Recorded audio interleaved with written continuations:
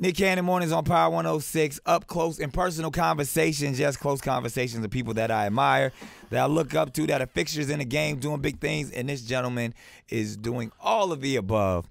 Comedian, entertainer extraordinaire, Felipe Esparza. What's up, everybody? What's up, fool? What's up, Nick? What's up, fool? Nice to be here. Now, we've crossed paths and rocked stages out here on the comedy circuit. Yes. For quite some time, man. Yeah, like 20 years. Yeah, you're a fixture out here. Yeah. Man, coming up in this game, and you know, from us being individuals and having to stand outside the comedy stores and get bumped. Yeah, all of that good stuff, man. Like, to be in where you are now has made a true name for yourself and to have a brand. Tell me a little bit about that journey, man, of the grind that a lot of people don't really get a chance to really see. They just see somebody make a great comedy special and they think like, oh, this person's new. But you've been rocking for decades. Yeah, man. It's different now when I first started because the internet, you know, you could have like the funniest 5 minutes in the whole wide world. Yeah. That's gonna catapult you to be a star. Yeah. Like, people are gonna like you. You don't even have to actually get on the actual comedy stage. No, especially if you stand out and have like that it factor. Yeah. They put you in movies right away. Yeah. Before, man, you would have to have somebody go see you. Yeah. I remember. And then agents, all yes. that. Yeah. Like, you've been there, man. When I remember being at the Laugh Factory. And I see people when watching D.L. Hewley get his show, and like we had like 50 people that will see him. Yeah. And I was, and the other comedians, you know how they are. Maybe if I go up before here, they'll see me too. Yeah. No, man, they're not gonna see you. They're gonna be talking to your act. Yeah, exactly. And then everybody was all over him, and I think, wow, man, I want to be at that level when they, when the agents, your publicists, and all that are there with you. And they're here right now. Yeah, I was gonna say now you got all that shit. Yeah. So I mean. Man, so many big things. But even what I find is dope is that you actually kind of, because I've had to do this myself, but I commend anybody who can step out and invest in themselves, and you funded and produced your comedy special and then sold it to HBO. Yes, I did. So, like, because HBO is the holy grail for comedians. I mean, even, like, people think, like, Netflix now is, to get a special. But HBO from the beginning, from Eddie Murphy, Robin Williams, and Chris Rock, all of those, to even still today, like if you get an HBO special, it's big. You've made it as a comedian. It's huge. It's like those 80s comics, they want to be on a Tonight Show. Yeah. We wanted an HBO special. Yeah. Even the people who, I never been on HBO, but the people who saw my special before, I just saw your HBO special. And I never told them that I'm never on HBO. I don't want to disagree with them. Right. Okay, thank you. Because that even the idea of a special is just HBO. So connected to HBO. That's exactly what they say. So, I mean, how was it saying, you know what, I'm going to just invest in myself, and then to land on HBO after investing in yourself, like you and your wife paying for it, all of that stuff. How was that journey? Well, at first I was like, I did my first special, and then it was with E1, sold it to Netflix. Yeah. And everyone saw it. But then I was like those comics, you know, waiting, you know, for somebody to knock on my door, waiting for an offer for an HBO special or Comedy Central or Netflix. That like it never happened. Yeah. So I saw like other comedians who did their specials, like Louis C.K. and these other guys. And I said, you know, I don't have that million fans, but I'm going to try it. I'm going to try to take a gamble. So my wife and I, we saved up some money, and we found a crew, and I figured, you know, I don't want to pay for a theater. I wait till I get booked to the San Jose Improv. They have a theater there, and we'll use that for free. Yeah, smart man. And I use their sound stage for free, and all they wanted was a credit. You know, credits I gave out for free. So I can give a credit for anybody in the room if they want it.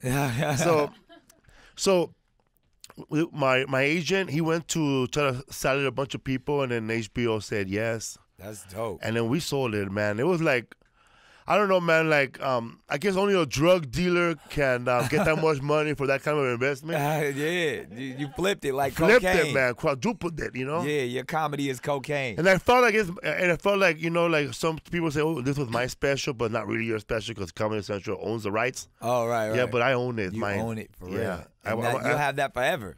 Yeah, it's gonna be on for a while now. I think the contract's up this year, so then I'm gonna resell it again. Hey, you got to flip it. You flip it, man. There it is. And speaking of flipping it, October 4th you're gonna be at the Microsoft comedy show at the Microsoft Theater. Like that's gonna be crazy. Yeah, man, the 6,000 seater. I hope everyone shows up. I was nervous about that. Why? Because like 6,000 people, man, and the Dodgers are in the playoffs. You start thinking about that's all in your head, right? Yeah. You know, You got 6,000 homies though. What if the Raiders are in town the weekend afterwards? People gonna want to spend their money on that ticket, you know. So much competition. But I have a very strong fan base in LA because I grew up in Boyle Heights. Yeah. And all my fans are in LA. My podcast is big here in LA too. Yeah. So I think people will show up. I hope they show up. They're definitely gonna. Don't forget to show up. Yeah, exactly. And it's funny when I came in here, you was just like poking at my bulletproof vest, just trying to see if it was real. It's all the way real because I be shooting from the hip, Felipe. So we do this thing called the firing squad. Yeah. I'm gonna just ask you some questions, okay, and you got to give me the honest. You got to shoot them back at me. You ready? Ready. All right, just do however you want it. I got it right here. Here we go. First one, always. Loved or feared? Which one would you rather be? Loved. Really? You don't want nobody to be scared of you? No, because they love me. They're going to fear me eventually. They're going to get close enough to know me. Yeah, they be like, oh, you don't want to fuck around with him. He's the real deal. All right, speaking of fears, what's your greatest fear? Being homeless. Really? Yeah. You never been homeless before? Every comic has been homeless. I've been homeless, like 3 days, but that was because I was on crack, I was living in the river, LA River. Really? So did you even know you were homeless because you were so high? No, man. When you're homeless, I guess you don't know you're homeless, man. You just thought you was at the beach. Yeah, I was at the beach. I was at the river walk. Or I guess if your mom kicks you out the house, you could be homeless too, right? Or your lady didn't want you no more. Yeah, I've had to sleep in my car. Yeah. The comic ride. Yeah, man. Like I know that Eddie Griffin used to sleep in his car and park it in a Wells Fargo bank. Yep. Everybody has to go through a struggle, man. If it happens, if you get lucky and it happens right away, you're gonna lose it right away. Yep. But if you work hard to get it, you know where not to mess up at this time. Real deal, real deal. All right, we lighten it up a little bit. Favorite movie of all time? The Big Lebowski. Really? Yeah. Okay. Yeah, that's a. I could quote the Coen movie brothers. from the beginning and to the end. Yeah, that's. Godfather 2. Oh, shit, your movie too. Oh, wow. I added a little something in the end. Yeah. Oh man, that part when you go visit your father at the post office and you said, "I did it all with all your help." Oh man, that hurts me right here. It gets me every time because that movie, if you watch the movie, it has everything, man. Like if that little father relationship that every man wants, right? Because everybody wants. I'm proud of you. Yeah, from and if you don't get that, because my dad never told me I'm proud of you. But he told my son that. Oh, wow. And I'm like, motherfucker, you couldn't tell me? Right? Good. So, yeah, man, your movie, I know it from the beginning to the end. Thank you, man. I don't know the name of it, but it's still. Yeah. Drumline. Yeah, there it is. That guy called out Peter Pete, comes out. Yeah. That's hilarious. I'm glad you like Drumline, man. Because everybody got a Chicago fade. Yeah. Cut my whole shit off. All right, worst job you've ever had? Oh man, worst job I ever had. I used to work at like a drugstore, Newberry's. It was like a Thrifties. Really? And I was supposed to be cashier. Oh, okay. But they didn't put me cashier because some other guy came in. He was more handsome, I guess. Really? So I ended up sweeping. Oh, that's. I thought they put you on the ice cream. No, man, I was in the warehouse sweeping. I never got to see nobody. See, wow. So they put me in the back. But that probably help you like.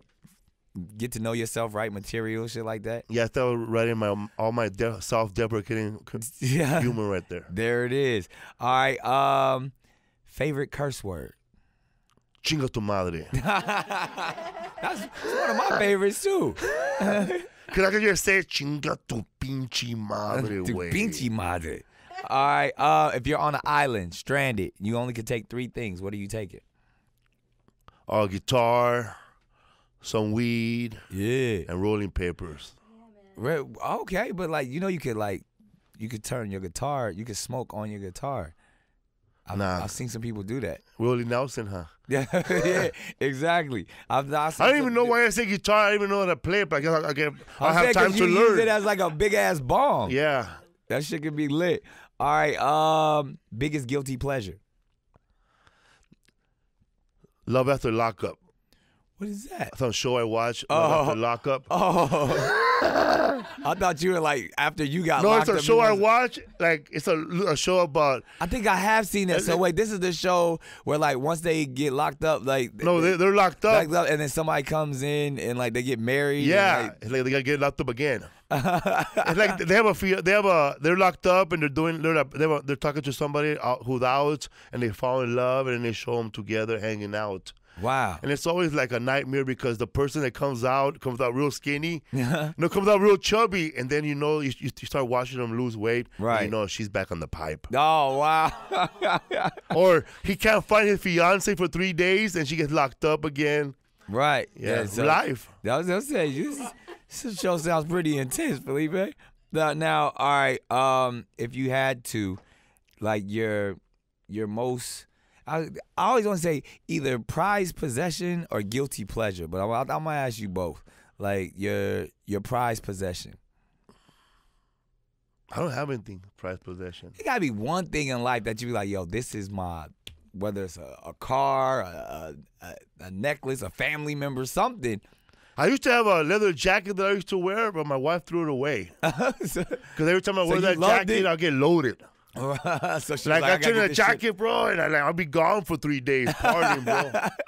Kind of jacket is this? I don't know, man. It was bad badass jacket. It was leather, like Donnie Brasco. It made you feel like the shit. I thought I was a man, bro, because it was brown, and I looked Samoan in it. I look bad, dude. I felt like I was a badass in that jacket, and my wife, every time she sees that type of jacket, she thinks about every bad stuff I ever did with wearing that jacket. She's like, don't fuck wear that jacket. But that was my jacket, and it was the only thing I really liked, and she threw it away. All right, so then we got to go there. Favorite restaurant? Favorite restaurant? Now, I don't have a favorite restaurant, I guess. I have a favorite taco stand. Yeah, that's Vegatinos. Okay. Yeah, Where's that at? Vegatinos. They pop up right there in the valley. Okay. On Woodman and Satakoy. See, my favorite taco. And they have birria al pastor, but it's all vegan. It's delicious. Oh, nice. See, so you vegan? Yeah. Really? People don't believe me, man. What do you eat? Crops? Like, how long you been vegan? Since 2011. Really? But I don't do it to lose weight. Just so I won't get heartburn and I won't get constipated. Right. Those are wise reasons why. And I'm lactose intolerant, but I didn't know that growing up. Everyone is lactose intolerant. Yeah, I know, but my mom gave me milk every single day. Like, I eat milk a lot. Right. And I remember crapping in my pants in class and all that. Are you blaming that on the milk? That's not the milk's fault. Man. That was laziness. So you're sitting there shitting on yourself. Turning into a werewolf. Could have got your ass up and went to the bathroom. No, they didn't give me a hall pass. So you just shit on yourself. Like, I'll show them. It's hard to shit on yourself, man. You cannot force yourself to shit on yourself. There was always like that one. Were you that kid in school? Because there's always that one kid that like smelled like shit. No, I didn't smell like shit. I know what you're talking about, man. You're standing in line at lunch, you go, and you know it's old shit, too. Yeah. Like dried. But then you wonder, realize, because you always ask yourself, when did the shit occur? Like, did he come to school smelling like shit? I know. Or did he shit at school? Oh, yeah, it was like a shart. Maybe he didn't wipe his pants real good. Because I was that kid. Like, the doo-doo stain in your drawers, I was him. I never understood, like, it would surprise me because I guess I didn't wipe my ass good enough. So, no, as a kid, you have those underwears and you're like, yo, I was like, oh, today was a good day. And you take off, like, fuck, it's skin marks. What are you eating, eh? Try washing them as a mom. You're like, See, I would just throw them away, though, because I'd be so embarrassed. Oh, I did that, I'd just man. take the shitty drawers and then they look up and I'd have no more underwear. And like, my mom. That happened to me at work one time. At work? And As an adult? I was throwing my underwear away. What are you doing, throwing underwear away? Are those yours? No. Wait, what job was this? Working at down the street at I was working at the phone company. Really? But I had a crappy job. Like I didn't work. Literally, you had a crappy job. You were shitting on yourself. I was just cutting wires all day. Really? And then you felt like you couldn't get up and take your ass to the bathroom. I couldn't make it down the ladder fast enough, right? And I was I was pressing my butt cheeks, but when I got there, it's gonna come out. I'm not gonna make it. But I just started taking off my pants, and I just threw the underwear away. And then somebody like caught somebody you walked in in. What are you throwaway? doing? Nothing. So wait, did you have on drawers? What you were no, throwing? Man. So you were just free balling with shitty drawers in your hand. Yeah. I had my pants on. Who caught you? Somebody that worked there, I guess. Oh, so it wasn't like your boss. No, hell no. He would have like, fired me. Yeah, I was about to say, then you have to explain the shit He he just draws. said, looked at me like it happened to him too. Like, you too, huh? So this is like a shitty job, literally. Everybody was shitting on the Yeah. job. I hate when you come out of the restroom, though, like at Starbucks, that's the best place to use the restroom. Yeah. You know, better than my house. And you come out and they're like smiling, like, was that you? And I was acting like a celebrity. Oh, you seen my work before? You want me to sign your toilet paper? So you're proud of your shit. Hell yeah, man. I smell it. And like you want people to know this is my scent. Hell yeah. See, and it's funny, we talk about, we usually ask like what's the worst job you ever had, like the shittiest job, but you already answered that question. It was cutting wires. Cutting wires all day, man. Boring job. Like and like how like why is that a job? Because they were cutting lines. So somebody who was smart will come in there and cut all the lines, Right. and I would go in there and dig them all out. Oh. We're talking miles of wires to have to pull shit. out. So that seems like Shout out to Western Electric if you still exist. Yeah. Shout out to Western Electric and all your shittiness. All right, let's talk comedy for a second, man. Favorite comedian of all time? Favorite comedian of all time, Richard Pryor, Really? George Carlin, Paul Rodriguez, Bill Cosby. Those are the guys I grew up with. Yeah. And I always say Carlin. People don't give Carlin his credit. yeah, he was funny. But I listened to I grew up listening to a radio station that doesn't exist no more, KMT 94.7. And on Sundays from 7 to 9, they would have the Dr. Demento comedy hour. Oh, okay. And Dr. Demento was like this man with a top hat, and he would just play comedy skits. Yeah. Like Weird Al. Yeah. And everybody's clean set. Eddie Murphy's clean set. And that was my stand-up comedy. Wow, that's how you got into stand-up. And Weird Al. When was the first time you were on stage? You remember? It was at the Natural Fudge on Fountain. The National Fudge. Natural Fudge. That was a comedy. Yes, club? it was like a club theater, and it was a vegetarian place. But I had no idea it was a vegan vegetarian place. Really, back then. But they had punk rock music. How long ago was this? Oh man, 20 years ago. Really? 21 years ago, 1995, 96. Yeah. Is that when you started? Yeah, man. Okay. Yeah. So, cause I remember, like you said, crossing paths and stuff. We crossed paths. Yeah, I guess it probably was a little kind of around that time, Yeah. probably. Cause I think I started. At least I started up here, probably like 95. I started coming to LA in 95. I think I started stand up when it was like 92, 93. And then getting to LA, like when you're in LA, like you Yeah. make it, but people don't understand. Like you gotta fucking stand in line for like to get Forever. on stage for 2 minutes, and they give you $7. Or like at the Improv, they just used to give you dinner. Dinner, a little good dinner back then though. That Yeah. was when Bud Freeman was there. Yeah. He ain't lying, man. You go in there, man. You have your friends all over looking at your plate, trying to get in some. Yeah, they give you like steaks, and that was the best meal you would eat like It was. all fucking week. Because, Shrimp fettuccine. I used to Yeah. get with That's- sun-dried tomatoes. Hell yeah. And they would put a little bit of honey on the side of the plate. Wait, so they don't do that no more? No. There's no dinner like that at the Hollywood Improv no more. Oh shit, that's been a long time. Long time ago. I used to like Fresh bread, too, with butter and olive oil. That was every comic wanted to go up at the Improv at least once a week because that you knew that was like the only meal that you would get. And Like they still real solid meal. and they will pay you like, I don't want to talk bad about them, but I worked with them a $7. lot. And they'll still tax you on $7. Yeah. So you get $5.25. And then you get like these fucking checks, and you get all of these. You wouldn't pick up your checks until it like at least added up to like $40 or $42. But you would get there and it'd be like, oh shit, I went up like 6 times, and like they fucking took taxes out, and so you'd have to go up like 10 times to get. Man, like you would $40. go there, man, to the Laugh Factory, and they'll bring out that big shoe box full of checks. And you gotta find and you're your looking name. for your name, and you see that, okay, Bob Saget has 20 checks he hasn't picked up. Yeah. And then the people have 100 checks. Yeah. I never had that many checks. I had to give you mine. Yeah, One. get my little one. I was the same way, but that was good gas money right there. Yeah. Nah, I absolutely. was a hustler, man.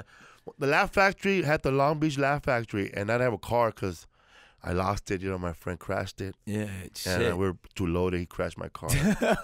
He's not even a comedian, but I have no car anymore.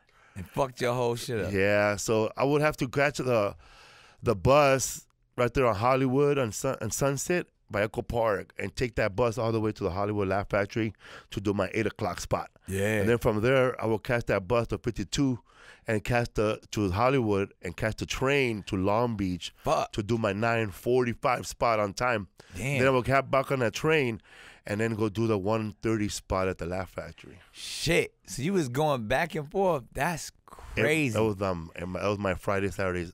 My Thursday, And when you Friday, say the Saturday. train, you talking about like the LA subway. Yeah. You were the only motherfucker on it. Yeah, I was. Like there's nobody else on it. Nobody. But it goes straight from Hollywood to Long Beach. Long Beach. That's crazy. So do you remember, because I always remember, and I ask every comic this, your worst set ever? Oh, man. I'll tell you right now. You probably know the guy who booked me, too.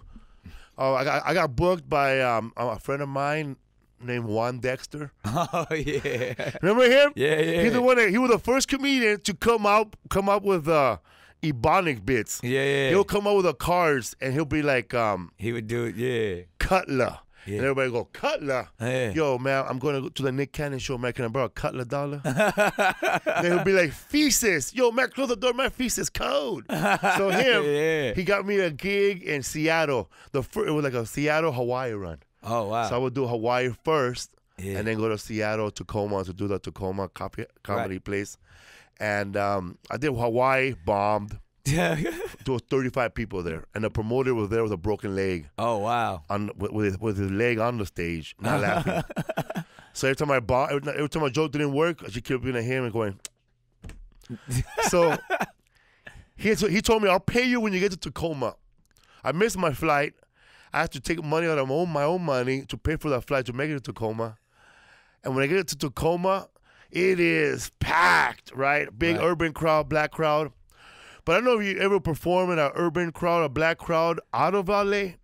They put everybody up. Yeah. Man, the chef went up and showed the specials. Like, he really went up there with a plate and showed everybody the specials. Like, this is what y'all can eat tonight. And then a world went up there and killed it with a Def Jam poem, right? Oh, wow. Then at the same time, this other comedian was performing. There was someone doing a painting about somebody. Then they had this local comedian who was funny as hell. Nothing against him.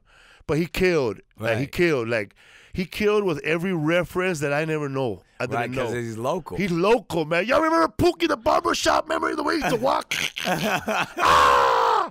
And then he did a little dance. Then I went up there, man. Nothing, man. Absolutely nothing. Really? I was doing his tags. Nothing. Nothing. Wow. And so bombed. It was ugly, man. Then I started doing a little banter with somebody on stage. Yeah. Then he went up on stage. And then he started killing. Then I got the microphone and I said, you know what? One thing I learned tonight is this, that Chris Rock was right. There's black people and then there's y'all here. Thank you, good night. I'm going to kick your ass. I was about to say, that probably didn't go It over didn't go too well, well. man. So the promoter, Pierre Stockwell, don't ever get booked by this guy. Pierre Stockwell. This guy's known not to pay comics. This guy told me that Allegedly. my wife will wait for you at the airport with the check. Right. So I'm waiting for his wife to come with a check. Check never comes. So I'm now gonna make a decision: do I catch the plane or wait for my check? Hell no, catch my plane. I never got paid.